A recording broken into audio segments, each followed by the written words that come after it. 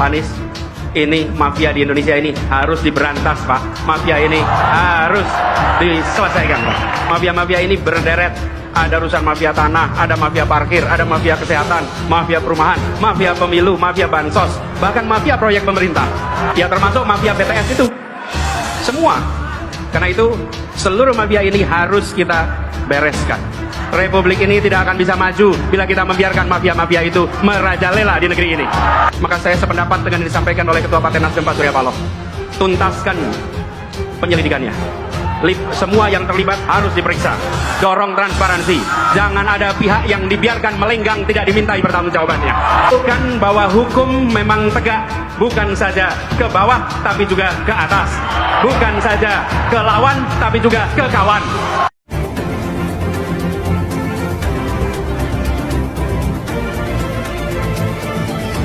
Demokrasi yang tersandra oleh sang penguasa. Di penghujung pemerintahannya, Jokowi berusaha membangun kekuatan yang menurutnya bisa melanjutkan program-programnya, setidaknya bisa menyelamatkan dosa politik dan keluarganya selama menjabat sebagai presiden. Terlalu banyak dosa dan kejahatan yang tidak bisa ditutupi selama menjadi presiden, membuat hatinya tidak pernah tenang, selalu diselimuti ketakutan dan kecemasan. Sebagai seorang presiden yang mau lengser seharusnya bersikap negarawan dan netral sebagaimana yang terjadi pada presiden-presiden sebelumnya, dan dalam sejarah bangsa ini hanya Jokowi yang mau habis masa jabatannya sibuk urusan copras-capres, dan terlibat langsung untuk menentukan calon yang diusungnya, apalagi mengendos capres tertentu. Ada beberapa indikator bagaimana ketakutan Jokowi terhadap masa depan dinilai sangat menakutkan. Jokowi tentu tak ingin kasus mantan Presiden Amerika Serikat Donald Trump yang dijebloskan ke penjara itu terjadi pada dirinya. Inilah manuver Jokowi sebagai bentuk ketakutan akan masa depannya. Pertama, upaya terus mencari cara untuk menunda pemilu atau perpanjangan masa jabatan.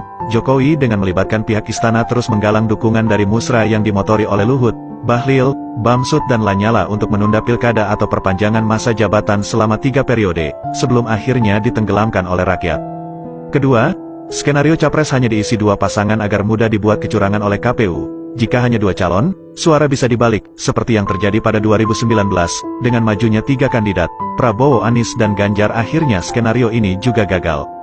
Ketiga, skenario semua capres adalah all Jokowi's man. Sejak awal, Jokowi tidak menyukai kiprah Anies, karena Anies akan menggagalkan semua impian Jokowi, maka Anies harus dihalangi untuk maju. Berbagai upaya dilakukan Jokowi terhadap KPK, KPU, dan Partai Demokrat Muldoko, namun sepertinya langkah ini juga akan berantakan, karena Anies akan lolos sebagai capres.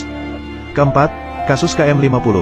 Jika Jokowi lengser, dan tidak punya pengaruh, hampir bisa dipastikan akan diusut lagi. Selama Jokowi berkuasa, kasus KM50 tidak mungkin bisa diselesaikan secara serius.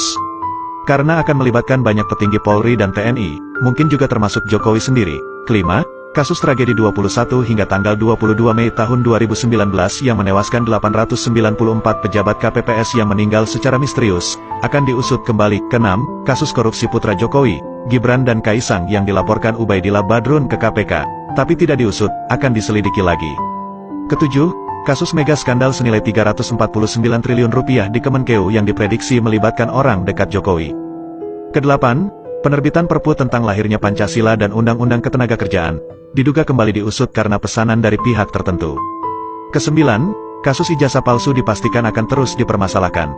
Kesepuluh, kasus kriminalisasi ulama, termasuk yang dibunuh, akan terus diusut. Kesebelas, mengevaluasi mega proyek kereta cepat Bandung-Jakarta dan mega proyek IKN bila anggarannya membebani rakyat. Ketakutan Jokowi terhadap Anies berlebihan, karena Anies adalah orang yang tidak bisa dikompromi dan dikhianati. Ketakutan tersebut membuat langkah politik Jokowi menjadi irasional, manipulatif, melawan hukum dan menghalalkan segala cara. Dalam keadaan panik dan skeptis, Jokowi terpaksa mengandalkan ketergantungannya pada Prabowo yang dinilai mampu menyelamatkan dirinya. Namun Jokowi kurang percaya dengan Prabowo, karena Prabowo bukan tipe orang yang mudah diatur. Dalam situasi ini, Prabowo berusaha tetap menempel terus pada Jokowi, agar Jokowi lebih nyaman dan percaya padanya. Dalam keadaan resah, Jokowi mengambil langkah baru, yakni membentuk koalisi besar partai-partai pemerintah. Karena Jokowi khawatir akan terjadi pembelotan koalisi KIB untuk mendukung Anies, maka dibentuklah koalisi besar yang seolah bisa memastikan kemenangan melawan Anies. Sedangkan gerbong-gerbong partai koalisi pemerintah, Golkar, PAN, P3, Gerindra dan PKB, sudah ditinggal penumpangnya, dalam kondisi ambang batas, tentu saja lebih dari 20%. Tapi dari segi jumlah pendukungnya, anjlok, walau semua partai koalisi digabungkan. Sadari kenyataan ini, sebesar apapun partai koalisi, pasti kalah dari Anies. Sedangkan untuk bertaruh bila pemilu diadakan secara jurdil, jika capresnya 3 dan selisih suaranya terlalu jauh, maka sulit untuk melakukan kecurangan. Satu-satunya cara untuk memenangkan capres yang didukung Jokowi adalah, Anies jangan nyapres. Karena itu, Jokowi mengambil langkah memalukan agar Ketua KPK Firly Bahuri tetap mentersangkakan Anies dan Muldoko membegal Partai Demokrat. Langkah ini sangat keji di negara demokrasi dengan menghalalkan segala cara. Apapun bisa dilakukan untuk memenangkan kontestansi dengan berbagai kecurangan, mengingat Jokowi masih berkuasa. Padahal kekuasaan di dunia pasti pada saatnya akan berakhir, dan ingatlah akan pertanggungjawaban di akhirat nanti. Mengakhiri masa jabatan dengan legowo tanpa harus ikut menentukan calon tertentu adalah negarawan sejati. Biarkan demokrasi berjalan sesuai keinginan rakyat, pendam demokrasi cara Orde Baru. Seharusnya Presiden jadi contoh yang baik untuk kemajuan demokrasi, hasil karya pembangunan yang ditorehkan untuk kemajuan negara ini sebagai bentuk amal baik. Penerusmu pasti akan menjaga dan melanjutkannya bila itu bermanfaat demi kemajuan bagi bangsa dan negara ini, dan akhiri masa jabatan dengan husnul khotimah atau akhir yang baik, pasti rakyat akan mengenangmu sepanjang masa. Semoga Allah memberikan jalan terbaik kepada bangsa ini untuk perubahan yang lebih baik.